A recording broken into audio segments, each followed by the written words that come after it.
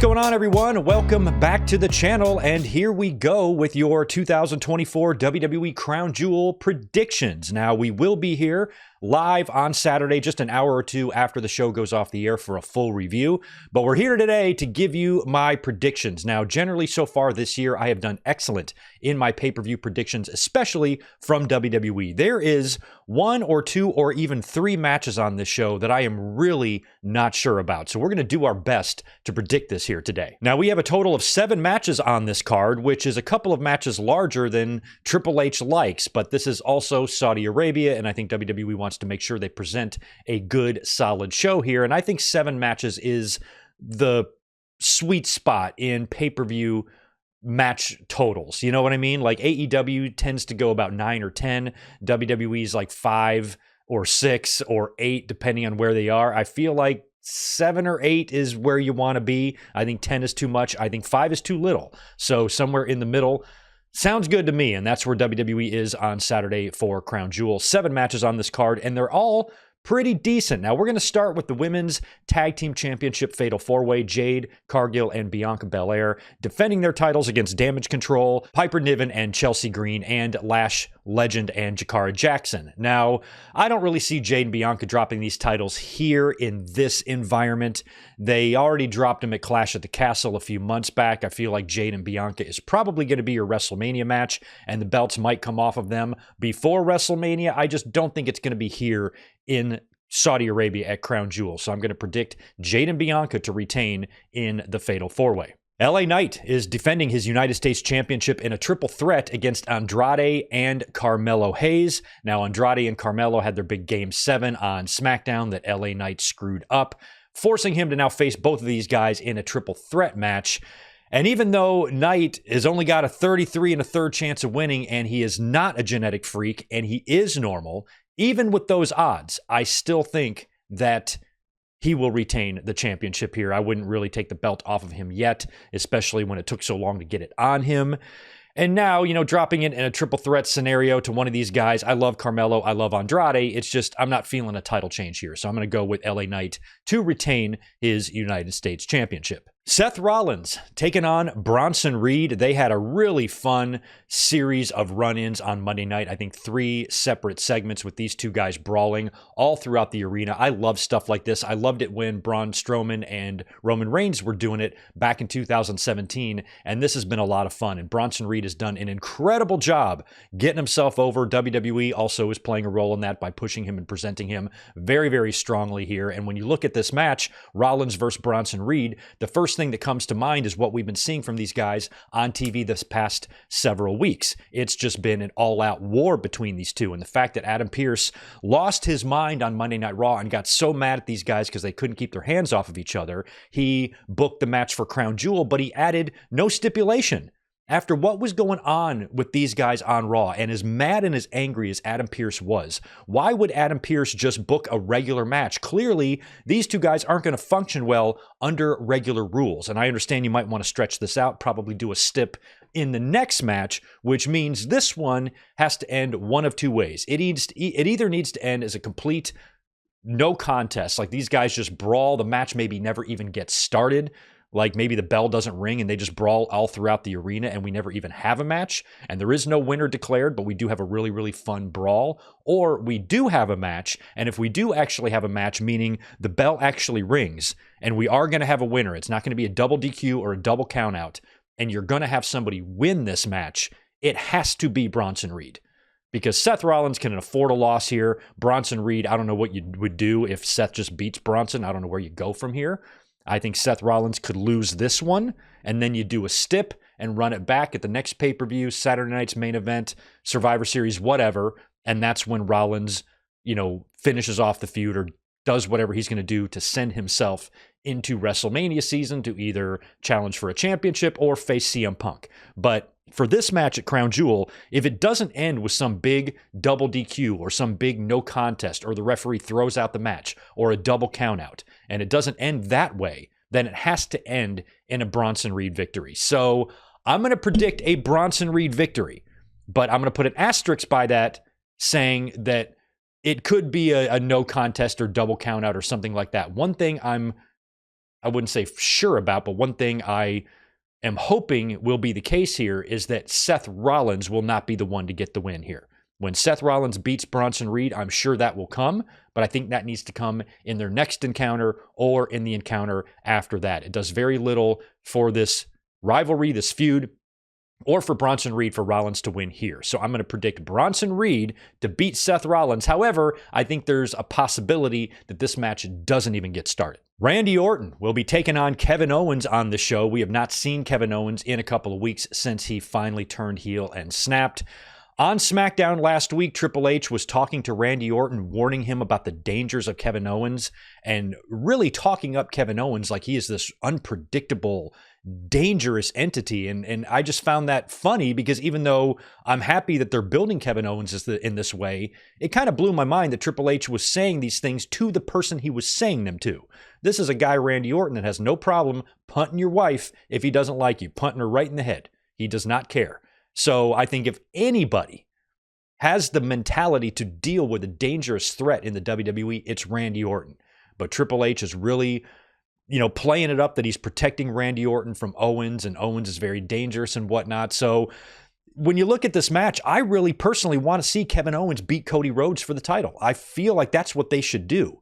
Now, there's a very good chance that's not going to happen if Cody is still going to go into WrestleMania and have some title match in the main event. But I think maybe it would be fun if Owens faces Cody and then The Rock shows up and helps Owens win the title or something like that.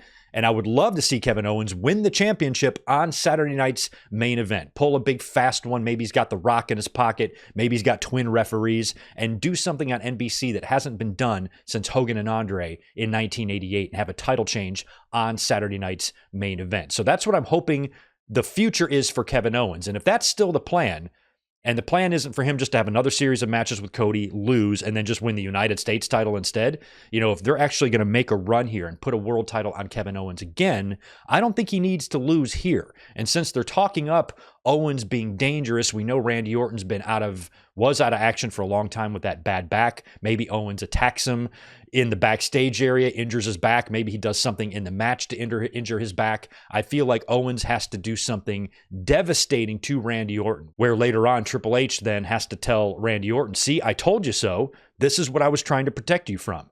But then again, Randy Orton's lost like his last 7 or 8 pay-per-view matches. So I don't know how you do this here, but if the plan is for this fresh new heel Kevin Owens to challenge Cody and potentially win the championship, I can't see him losing this match here. So something has got to happen. Owens has got to do something to Randy Orton to win the match, or they could do something like Bronson Reed and Seth Rollins and maybe have a disqualification or a no contest. Maybe Randy Orton gets injured in the match by Kevin Owens and the referee stops the match.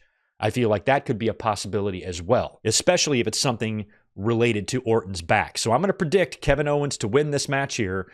Whether he cheats or we have a ref stoppage or he injures Orton or something, I think it's got to be Kevin Owens getting the win over Randy Orton. In our first of 2 Crown Jewel Championship matches, we have Nia Jax taking on Liv Morgan. Now, we really broke this down on the podcast and on Monday night on the Raw watch along, I think, when we were talking about this match, because Tiffany Stratton really presents an interesting opportunity if they choose to do it. And you would think from the standpoint of Tiffany, she has a lot of gold sitting there available to her if she wants to cash in.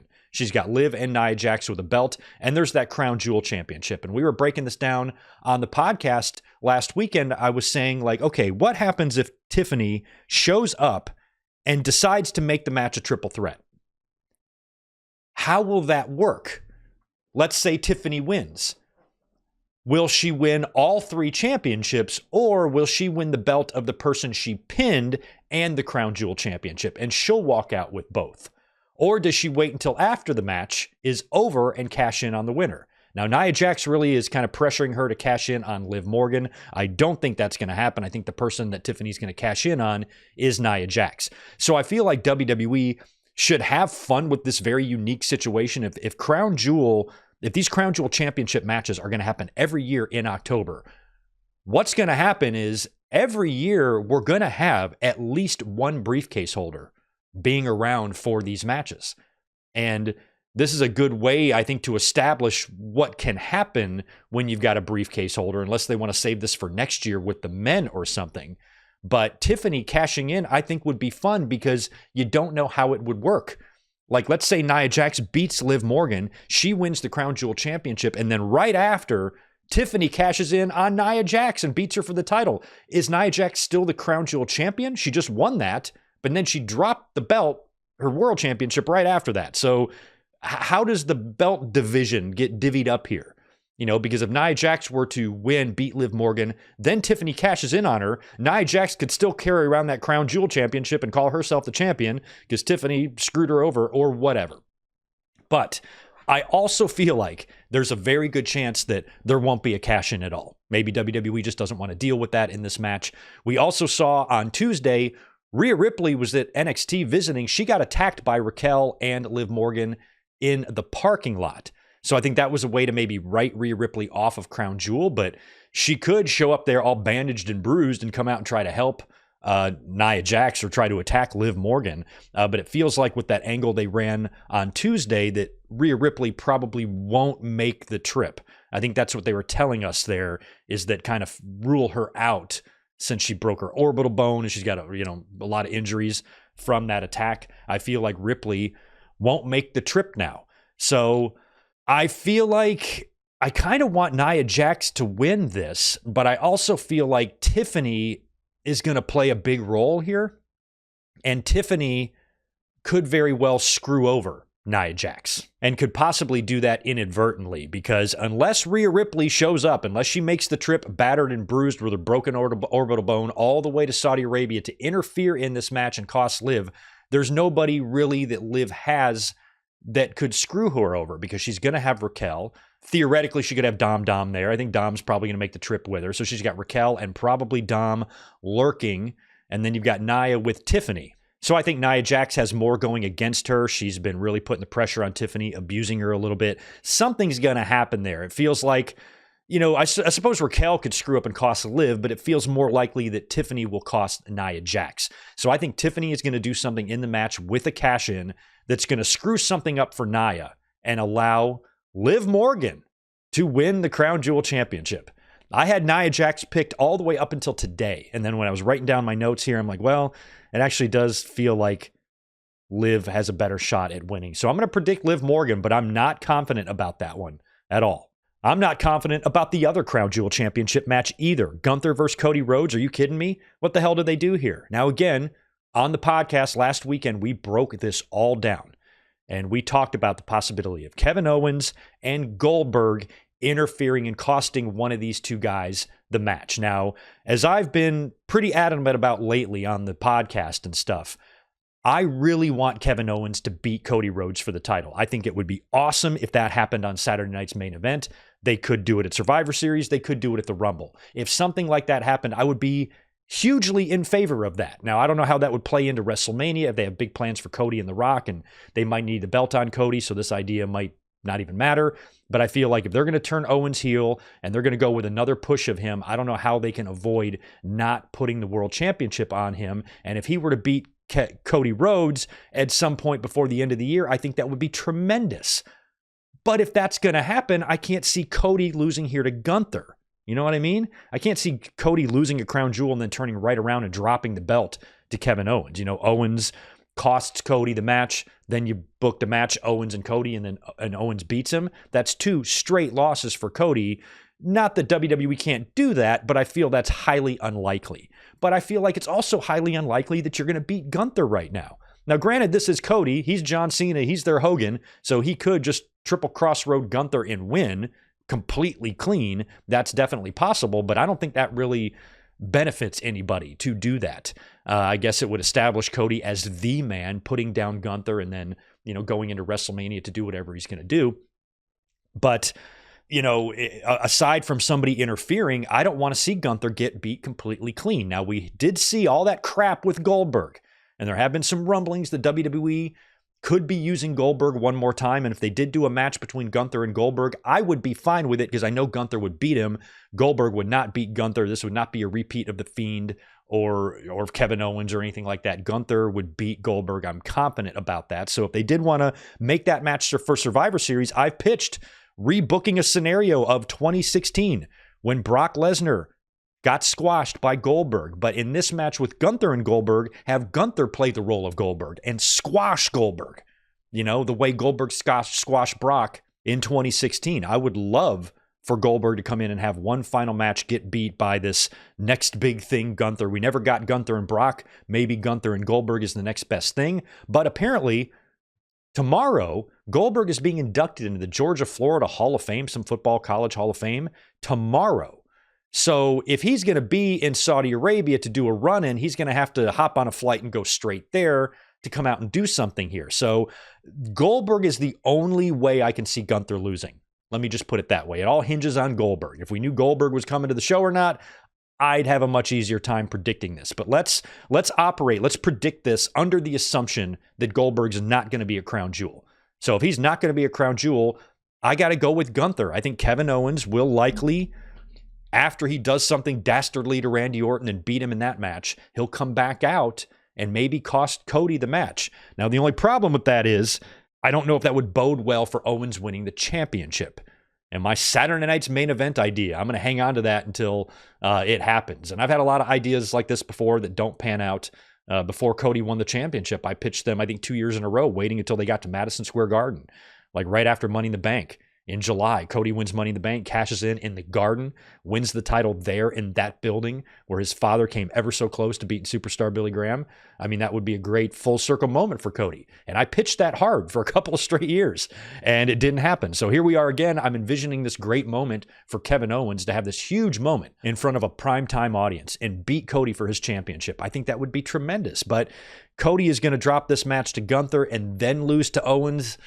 I don't know, but where we sit right now, that does seem like a more likely betting odds scenario than Goldberg showing up and costing Gunther. So I'm hoping, this is what I'm hoping for. I'm hoping Goldberg shows up and costs Gunther the match, because that's the only way I want to see Gunther lose.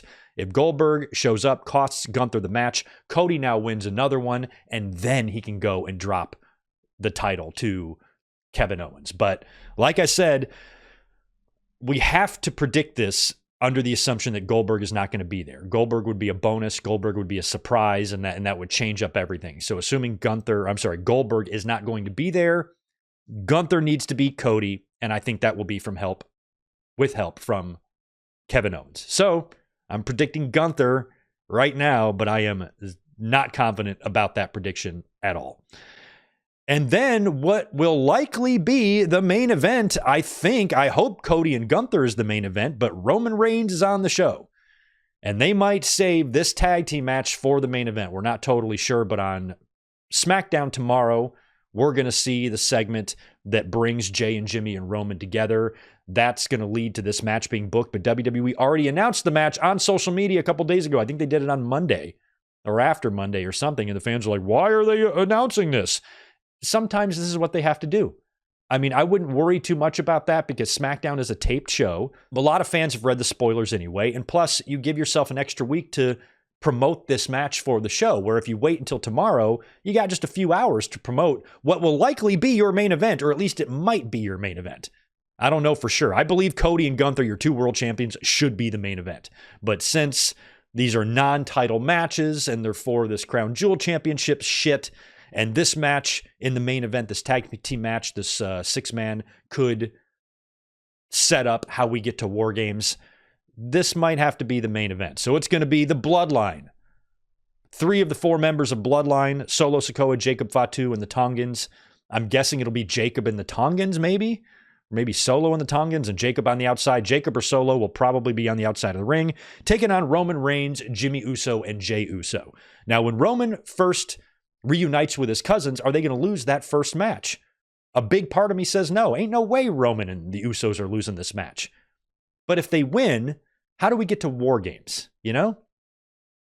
So I feel like the best way to get to War Games is to have the Bloodline, who's going to be up a man. You got to remember, there's the numbers game here. There's 4 of them, 3 of these guys. I feel like the new Bloodline should get the win. And that will lead us into War Games, and that's when Sami Zayn decides to join and help out and form the OG. If it goes the other way, if Roman, Jay, and Jimmy win, I don't know how you get to War Games outside of just the Bloodline coming out and demanding that they face in War Games. And I thought it would be fun if at War Games, The Rock was revealed to be the string puller and he helps the evil Bloodline win. But I'm starting to think the good guys need to win at War Games and lose here. So I'm going to predict Bloodline 2.0, Bad Boy Bloodline, to beat Roman Reigns, Jimmy Uso, and Jey Uso. I don't know who's going to pin who here. I wouldn't pin Roman. I'd have Jacob pin Jimmy or something like that. I don't know. But I don't think I would pin Roman in this situation. I feel like Jimmy will be the pin eater there, I think. But you never know. But I think that at the end of the day, it's got to be Bloodline 2.0 getting the win. That takes us into War Games where Roman, Jay, Jimmy, and Sammy reign supreme at War Games. And that is where Roman, right after that, will probably lay down the challenge to Solo Sikoa for the Ula Fala. And you could do that on Saturday night's main event. Because it's probably not going to be the Rumble. Roman's going to be in the Rumble. Think about the names that are going to be in the Rumble this year. It's going to be some big ones. So that will probably take us into War Games a better way with the heels winning than the baby faces. And that's why I'm predicting Bloodline 2.0. So just to recap, I got Jade and Bianca retaining their tag team championships in the Fatal 4-Way. I have LA Knight retaining his U.S. title in the Triple Threat. I've got Bronson Reed over Seth Rollins, Kevin Owens over Randy Orton, Liv Morgan to win the Women's Crown Jewel Championship, Gunther to win the Men's Crown Jewel Championship, and Bloodline 2.0 to defeat Roman Reigns, Jimmy, and Jey Uso. There you go.